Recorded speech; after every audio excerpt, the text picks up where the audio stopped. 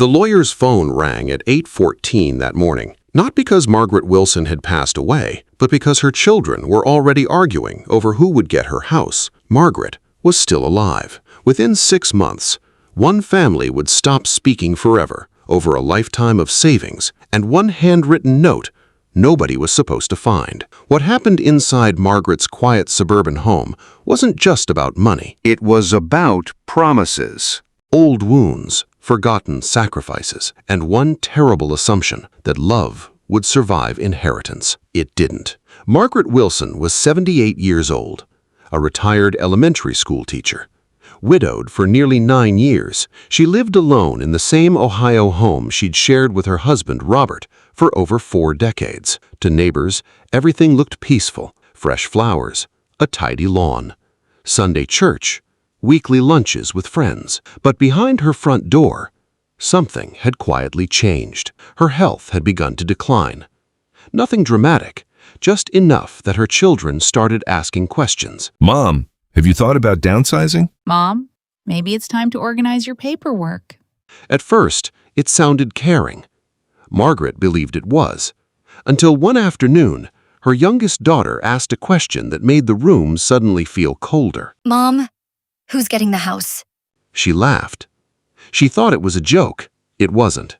She didn't know it yet, but that single question had already started a countdown. Margaret had 3 children. David, the oldest, successful contractor, always busy. Linda, a registered nurse, the daughter who called almost every day. And Michael, the youngest, recently divorced, financially struggling.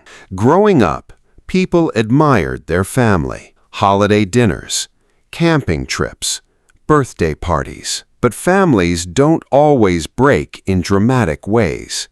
Sometimes they crack silently, one disappointment at a time. Robert had always handled finances.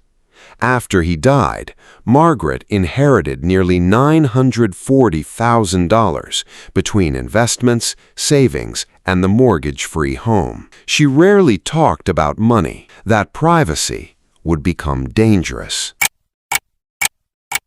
Then, one afternoon, Michael asked to help organize her finances. Margaret smiled. She trusted him. Why wouldn't she?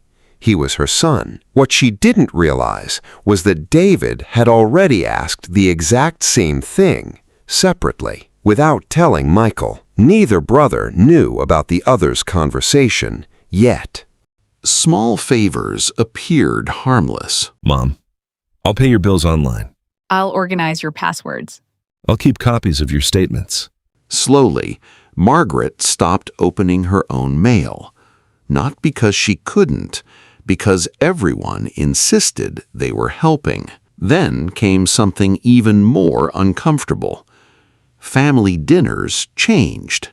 Nobody talked about grandchildren anymore, or vacations, or birthdays. The conversations drifted toward the house, the investments, the will. Margaret noticed, but convinced herself she was imagining things, until Thanksgiving, when Michael casually asked, So, have you updated the will recently? The room went silent. Forks stopped moving. Nobody looked at anyone. Margaret suddenly realized everyone already cared about the answer. Several weeks later, Margaret cleaned out Robert's old desk. Inside, she found a folded piece of paper, his handwriting. "If anything happens to me, please don't let money become what destroys this family," she cried. Not because of the note, because she suddenly understood it already was. She scheduled an appointment with an estate attorney. She didn't tell anyone. That decision would change everything. The attorney asked simple questions. Does anyone have access to your accounts? Margaret hesitated. I think so. Who knows your passwords? She paused longer. I don't actually know. The attorney gently explained something many retirees never consider. The greatest financial threat often isn't a stranger. It's confusion, assumptions, unclear expectations. Margaret decided to create a clear estate plan, equal inheritance, independent executor, medical directives, everything documented. She felt relieved for exactly 12 days. Then, somehow, her children found out. Nobody knows who told them. David arrived first. Why didn't you tell us? Linda cried. Michael became angry. Everyone claimed they were only trying to help. Nobody listened. Old arguments resurfaced. You were always Mom's favorite. You never visited. You only showed up after Dad died. Years of buried resentment spilled into one afternoon. Margaret sat quietly, watching the people she loved become strangers. That night, she locked every financial document in a safe.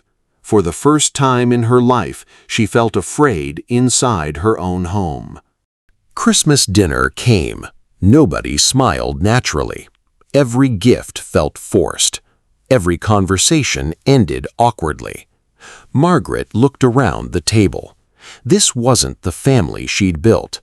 It was a negotiation disguised as dinner. After everyone left, she wrote letters to each child. Not about money, about memories, fishing trips, school concerts, family vacations. She feared those memories were disappearing faster than her savings. Months later, Margaret passed away peacefully. The funeral was beautiful. The reception was polite. Then came the attorney's office. The estate plan was exactly as Margaret intended. Fair, transparent, balanced, no surprises. Yet, someone still accused someone else of manipulation. The arguments continued, not because the documents were unclear, because emotions were. Nearly a year passed. Legal costs mounted. Relationships vanished. Birthdays went unnoticed. Grandchildren stopped seeing cousins. Eventually, Linda opened the letters Margaret had written. Each sibling received one. The final paragraph was identical. I hope when you read this, you remember that the greatest thing your father and I ever built was never this house. It was all of you. Silence filled the room. For the first time in months, nobody argued. Inheritance rarely destroys families. Unspoken expectations do. Money simply shines a light on wounds that were already there. Margaret couldn't stop every argument, but she left behind something more valuable than a house. She left clarity. She left intention.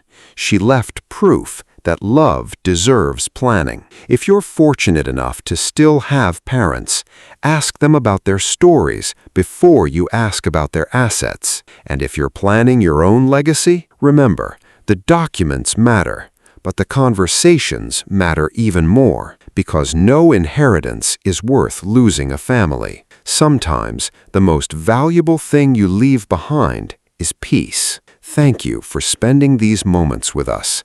If Margaret's story reminded you of someone you love, share it with them while you still can. Some conversations are worth having today before tomorrow makes them impossible.